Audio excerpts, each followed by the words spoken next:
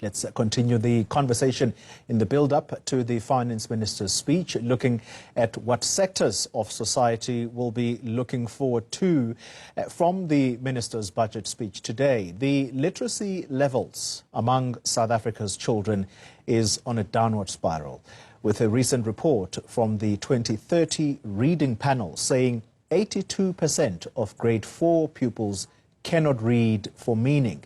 Joining us now is the social investment specialist. Her name is Shamiso Chideme, and she's going to talk to us about this particular focus or this section of the budget and just how much should be allocated towards it. Ms. Chideme, thank you very much for your time. Let's start with the literacy levels in the country. That is most concerning. These are children who are not at grade 2, not grade 3, grade 4. Yes. How do they find themselves in that particular class when they cannot read for meaning? Yes. Morning. Thanks for having me. So it's two things. First thing is that we're not investing enough in early childhood development, because once a child has all the foundational skills in early childhood development, chances are that they will always be on track up until matric, because, you know, if you invest more in early childhood development, you don't have to play catch up. So that's the first aspect. Second aspect is you find children go into grade R, grade 1 already with content gaps, right? So literacy and numeracy in general in South Africa are a huge, massive problem. You know, children can't read for meaning, children can't count or have any numeracy skills. So content gaps. So teachers don't pick up that children have content gaps, and then they get pushed through the grading system up until they get to grade 4. And this keeps happening. So at grade 4, they keep going on to the cycle till they get to grade 10 and grade 12, and then they don't pass matric. And then we wonder what happened. So content gaps are our biggest challenge in South Africa, as well as not investing enough in early childhood development. So let's focus then the attention on early childhood development. What kind of investment needs to go that way? I'm not only talking financial resources, the structural the structural reforms that need to go into that, so that that area of education is properly capacitated. Yes. So I think, you know, if you look at what the president's speech during the SANA, you know, they were mostly focused on creating access to ECD centers, but access is not enough. How do we provide quality early learning for children, you know, to make sure that within ECD centers, they are actually learning, you know, this, you know, the cognitive skills are there, you know, as well as, you know, nutrition, because nutrition does play a big part to children being able to thrive.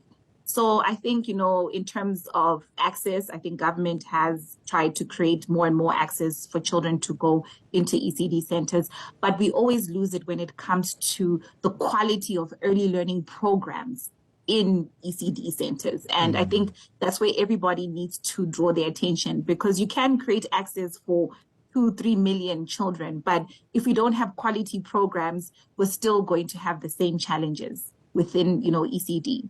And those quality programs are going to be driven by the educators. These are the people that look after these children. These are the people that help develop the cognitive skills of these children.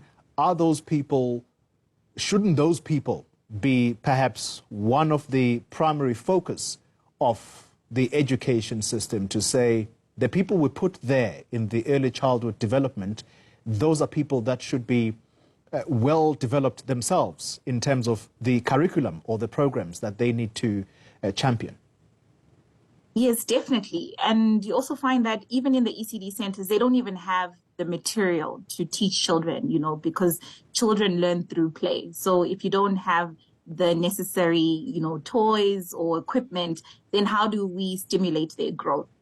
So we have two challenges, you know, we need to capacitate our practitioners, you know, and I think the NGOs and the NPOs really do invest the time to ensure that, you know, they try as best as they can to equip practitioners. And I think even businesses do try and, donate materials into schools, but it's still not enough, to cover the large gap that we have. And, when you do outcomes assessments of the children when they turn 5, you actually find that they're still not ready for grade R, but they get pushed into grade R because, it becomes the next person's problem and it becomes the next person's problem. And then it accumulates. And then we wonder why, our matric pass rates are not good, or why children are dropping out, or, so it's just, everything starts here, and I think we would have wanted, the president to really focus on how do we provide quality as opposed to looking at the achievements in terms of access. Talking as a young parent myself, the involvement of a parent in their child's education is one of those that is just as important.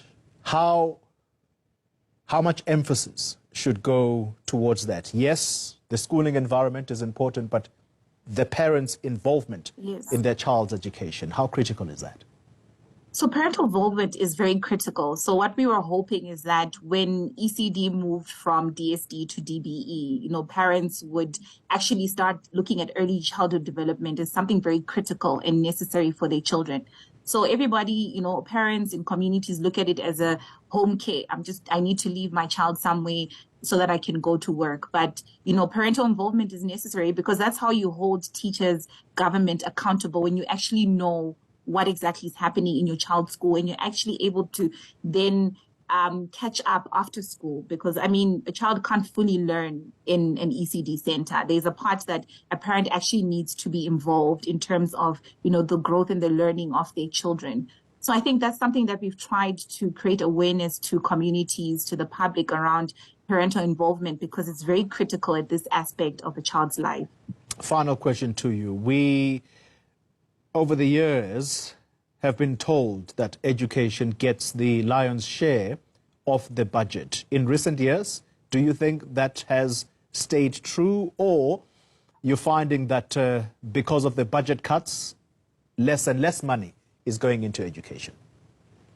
Yes, so every time there's a crisis in South Africa, education always takes a hit. So you see during the COVID-19 pandemic, government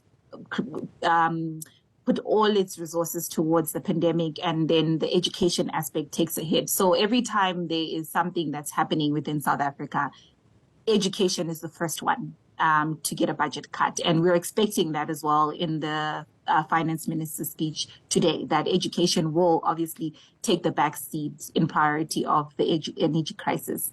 Well, that can't be good news. Hopefully something different will be announced by the minister. Let me thank you for your time, Shamiso Chideme. She is a social investment specialist.